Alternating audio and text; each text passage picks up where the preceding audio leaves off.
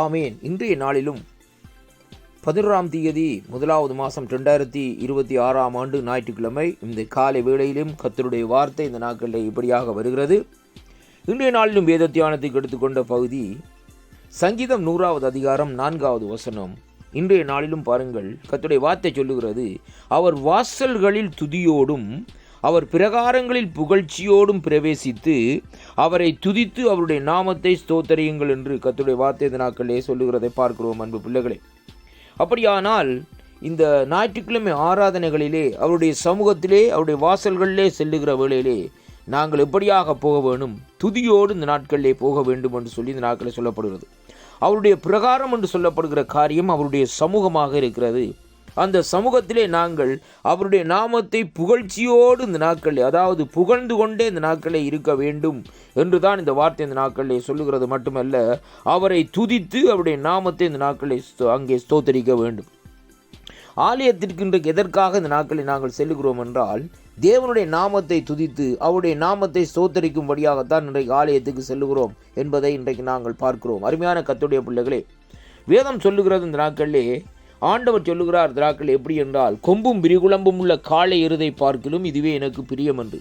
அப்படியானால் துதிகளின் மத்தியிலே வாசம் செய்கிறவர், துதிக்கு பாத்திரான கர்த்தரை இந்த நாட்களிலே நாங்கள் சந்திக்கிற வேளையிலேயே அவருடைய துதிகளை நம்முடைய உதடுகளிலே இந்த நாட்களிலே இருக்க வேண்டும்.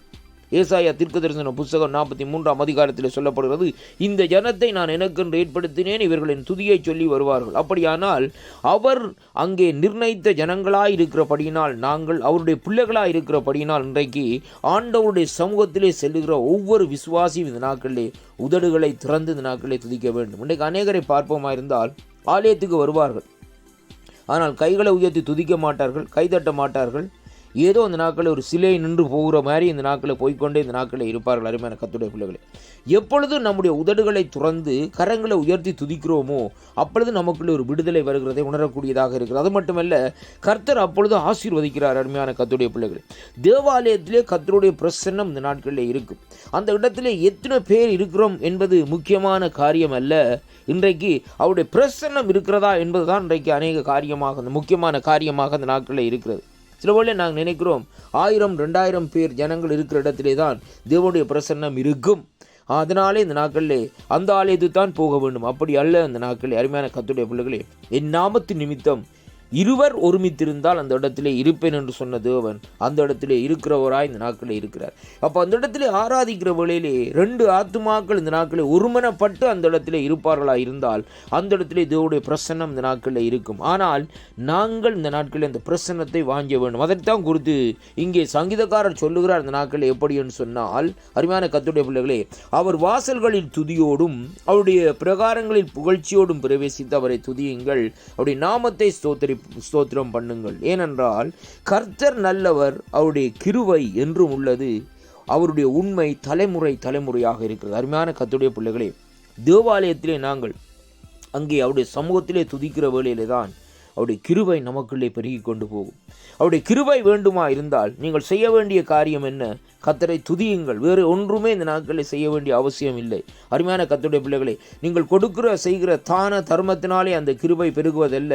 கர்த்தரை நீங்கள் துதிக்கிற வேளையிலே தான் தேவன் அங்கே யார் மேலே தான் இறங்க சித்தமாக இருக்கிறாரோ அந்த வேளையிலே இந்த நாட்களில் இறங்கி இந்த நாட்களில் அவர் காரியங்களை செயல்படுத்துகிறதை அங்கே காணக்கூடியதாக இருக்கு. அருமையான அன்பு பிள்ளைகளே, பவுலும் சீலாவும் துதித்தார்கள். பவுலும் சீலாவும் மேலே ஆண்டவர் இறங்கினார். சங்கிலிகள் தெறிக்கப்பட்டது, சிறை கதவுகள் உடைக்கப்பட்டது என்று வேதம் சொல்லுகிறது. அருமையான கர்த்தருடைய பிள்ளைகளே, பேதுரு சிறையிலே இருக்கிற வேளையிலே அங்கே பார்க்கிற வேளையிலே அங்கே ரோது என்ற பெண்ணோடு சேர்ந்து இந்த நாட்களில் என்ன செய்தார்கள்? அங்கே அவர்கள் இந்த நாட்களில் ஆண்டோடைய நாமத்தை உயர்த்தி மகிமைப்படுத்தி ஜெபம் பண்ணி துதித்து கொண்டிருந்தார்கள். அங்கே பேதுருடைய சங்கிலிகள் அறுக்கப்பட்டு பேதுரு அங்கே அந்த வீட்டிலே வந்து தட்டுவதை அங்கே வேதம் சொல்லுகிறதை அங்கே பார்க்கணும். அதே விதமாக இன்றைக்கு துதிக்கிற வேளையிலே நம்முடைய கட்டுக்கள் அவுளும். ஆலயத்துக்கு போகிற வழியில் உங்கள் நடையை காத்து கொள்ளுங்கள். அவர் வாசல்களில் துதியோடும் அவர் பிரகாரங்களில் புகழ்ச்சியோடும் பிரவேசித்து அவரை துதித்து அவருடைய நாமத்தை ஸ்தோத்தரியுங்கள். கர்த்தர் உங்களை அப்பொழுது ஆசீர்வதிப்பார். இந்த வாக்குத்தத்தம் உங்களுடைய வாழ்க்கையிலே மிகவும் ஒரு பெரிய ஆசீர்வாதத்தை கொண்டு வரும். அதனாலே வாய்களை அப்படியே சும்மா வைத்து கொண்டிருக்காதபடி துதியுங்கள், உதடுகளை துறந்து இந்த நாட்களை ஸ்தோத்திர பலிகளை செலுத்துங்கள்.